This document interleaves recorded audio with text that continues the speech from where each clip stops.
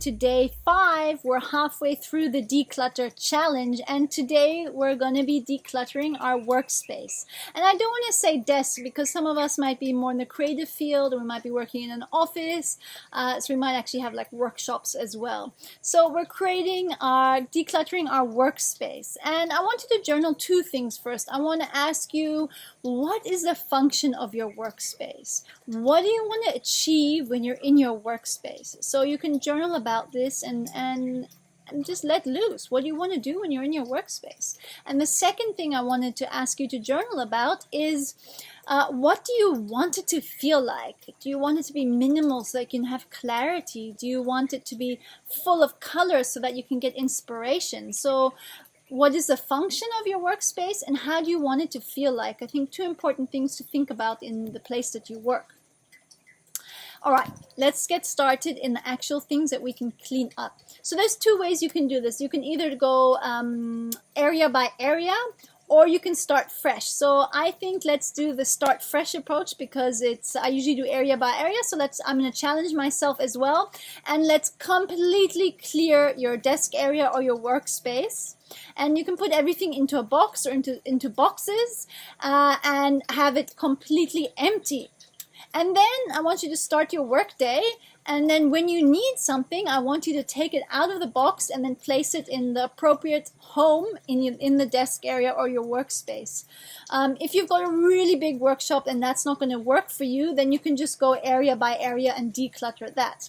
But for the rest of us, if you're maybe only working on a desk, I want you to clear everything, clear the drawers, clear the cupboards, everything like that. Put it into boxes and then sit down to work over the next few days. And whenever you need something, you can take it out of the box. And then you actually know that you're using it, because sometimes we think that we're using it, but actually we don't. So otherwise, the other way you can do it is to go through your desk drawers and take everything out and then, chuck away the things that you don't need, or organize the things that you do need to keep but maybe need to be filed away, like tax papers or receipts or things like this. I want you to label your cables. So, cable spaghetti is a really big thing because, everything has a charging cable nowadays. So I want you to label your cables, and it just makes it so much easier to find the right cable. How many of the similar looking chargers, USB chargers have you got? So if you just can have it as, iPhone charger or Kindle charger, or whatever you need it for.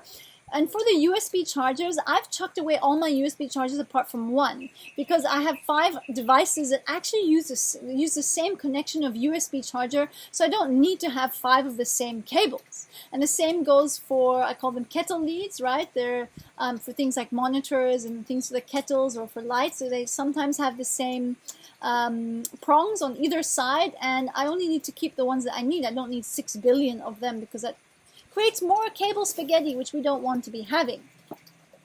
A big thing is also pens, right? I'm a big stationery addict, so I love to collect pens. And I go through my pen collection quite a lot, and there's some that are empty, some that don't work. I might have duplicates, and I take away the ones that I don't need anymore. So a bit hard for me as a stationery addict. Maybe you're the same, but I do tend to collect pens. So if it brings meaning to my life, so I just bought all of these pens in Muji, the Japanese store, and I like them because they're small and they've got 2 colors on either end. So I feel like I'm allowed to have a collection of these because they don't take up so much space in my life, and I actually use all the sides and all the colors. So there you go. I'm keeping it because it's bringing meaning to my life. Paper clutter is another big thing, so I take a lot of notes on pieces of paper. Like here are my notes for this current thing, and then I tend to keep them, but actually I can throw them away. So same thing for you. You can buy an inbox tray for the most important items to do and place them there. And you can have another outbox tray for the things that you've finished and then need to be filed. Try and keep your desktop surface free from clutter and free from paper. It actually helps with the mind and our productivity. Finish your projects. That's another big thing. So you might have a few client projects on the go, or physical projects on your desk, but it's really important to bring closure to things so that you can allow new projects to come to you in your life. That's probably the biggest one, and the one that I struggle with the most is accepting so many projects that I struggle to finish them. So it's a good lesson in clearing our workspace is to have prioritizing projects and actually finishing the projects.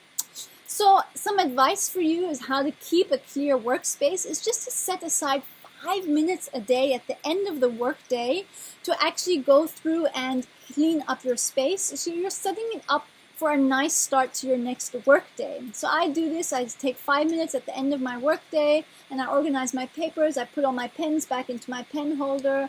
I'll close my laptop. I'll put the mouse and my keyboard nicely so it all looks nice and clean for when I can start the next morning. And it brings me happiness when I wake up and everything's all clear instead of having to clean up, right? It makes us more productive as well.